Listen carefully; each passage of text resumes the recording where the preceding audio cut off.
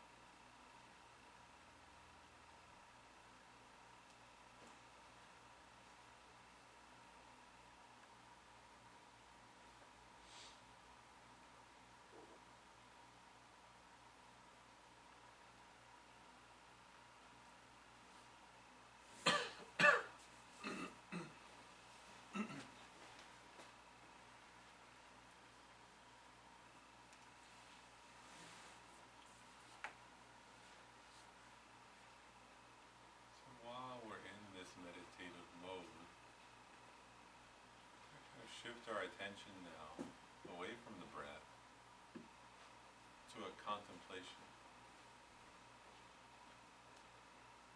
a contemplative meditation. start by thinking like this.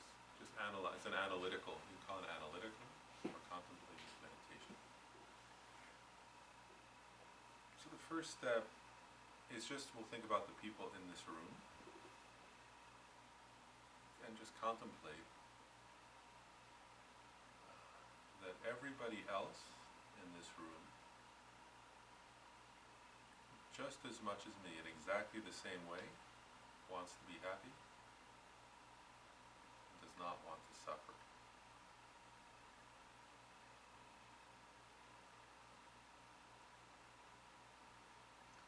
Each person who's here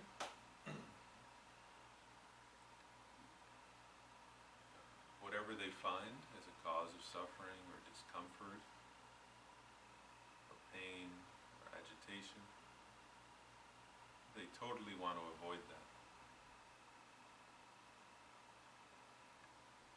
They don't want big suffering, also they don't want even small sufferings.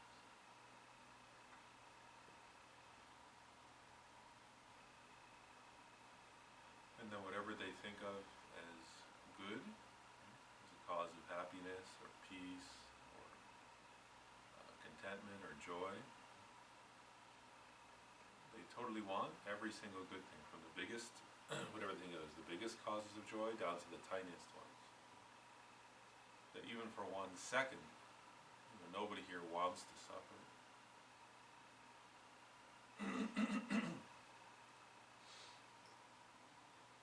And that, deep in the heart of each person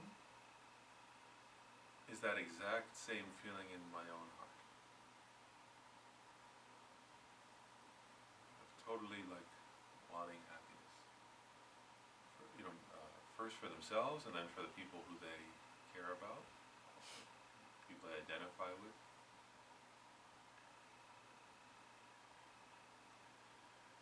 So every person here is exactly the same in that way. Exactly the same as me, exactly the same as each other. Each person may have slightly different ideas or labels of what's happiness and what's suffering. But in the heart, right, the wish to not have suffering, the wish to have happiness is totally identical, totally equal.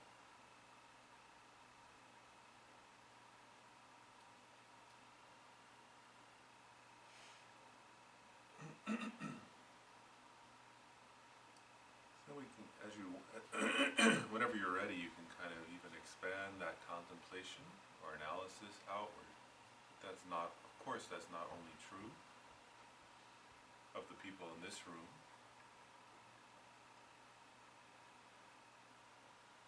but actually everyone everywhere. All people are the same in wanting happiness, not wanting suffering. As you expand it outward, you can see that different individuals, different groups of people, may label it differently, right? One person thinks happiness is spicy food. Another person thinks it's sweet food. Another person thinks it's a different, dislikes spicy food and wants mild food. Or people have different philosophies, different political views, different religious views. So they appear different, right? But in their hearts, every single one of them totally wants to be happy, totally doesn't want to suffer. Are exactly the same as myself, exactly the same as each other. There's not the slightest difference.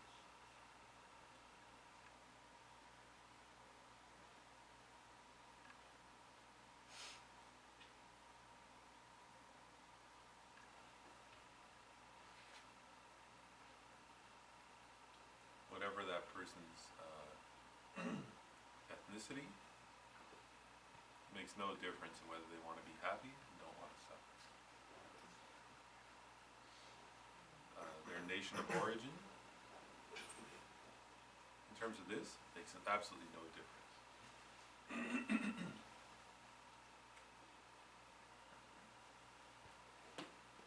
Their race, political views. It's all completely irrelevant when it comes to this wish deep in their hearts to be happy and not to suffer. On this level, everybody's exactly the same. Also, gender just makes no difference. Age doesn't matter.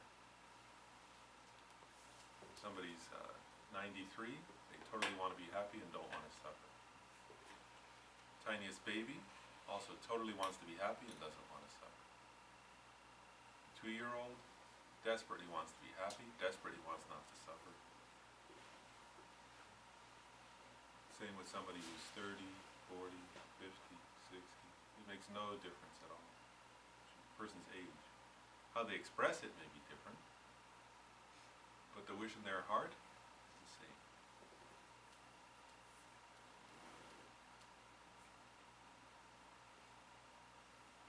Even the people, like whether it's an individual or a nationality or something like that, but if there are people who you think of as your enemy, they also totally want to be happy and totally don't want to suffer. In that way, they're the same as you.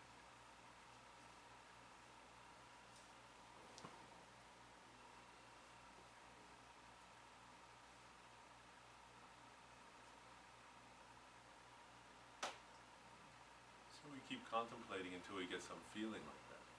That on that level, we're all the same. We start to feel a sense of, some sense of equality.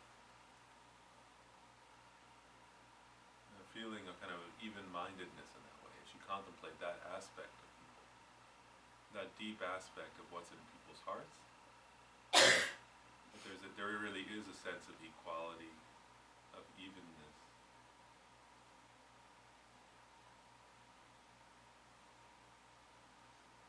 If you like, you can even expand it out, right? Because clearly it's not just true of humans. You can expand it out to other species, right? Dogs and cats totally don't want to suffer, totally want to be happy.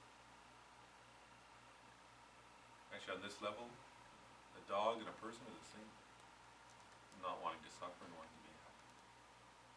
Even a mouse is exactly the same, right? What it feels will make it happy and content, it goes after. What it feels will cause it suffering, it runs away from, and fear. So no, it's the same.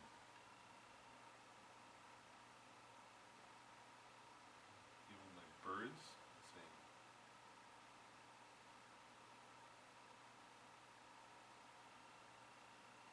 Even fish, right?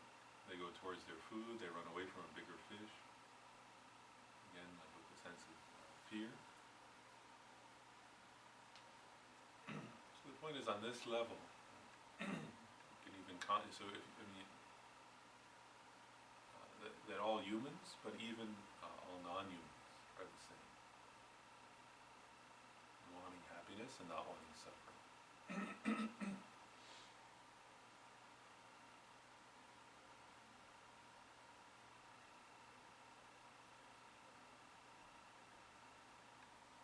So we just contemplate for a couple more minutes, really trying to generate a feeling that everyone is equal, everyone's the same. Everyone's exactly the same as myself, I'm the same as everybody else, we're all even, we're all equal in this way, without the slightest differentiation in terms of the depth in our hearts of wanting to be happy and not wanting to suffer.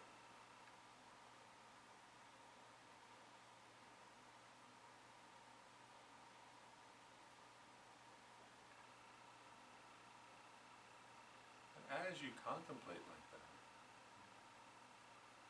you may notice in your own heart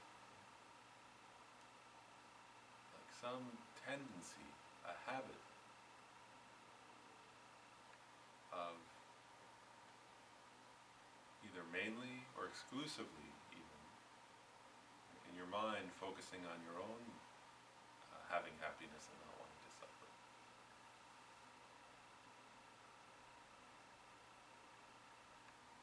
In this contemplation, we're not like fighting against that, but you may notice it and then recognize everybody else is the same.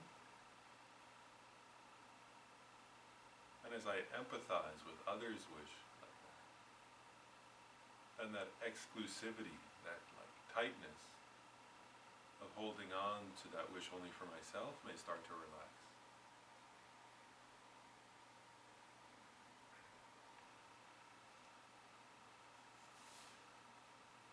Like a knot in your heart that you can like loosen,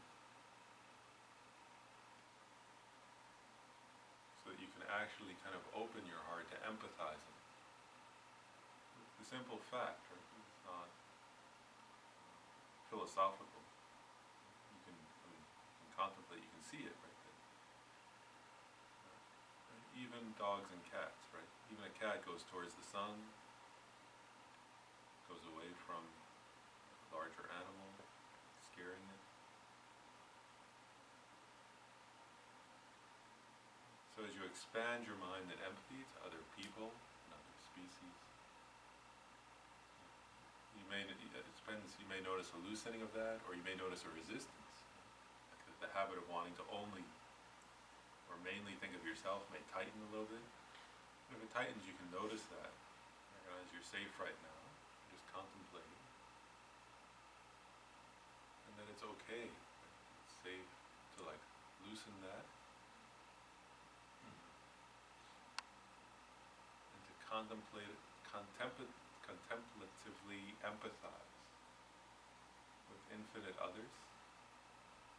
We're all the same.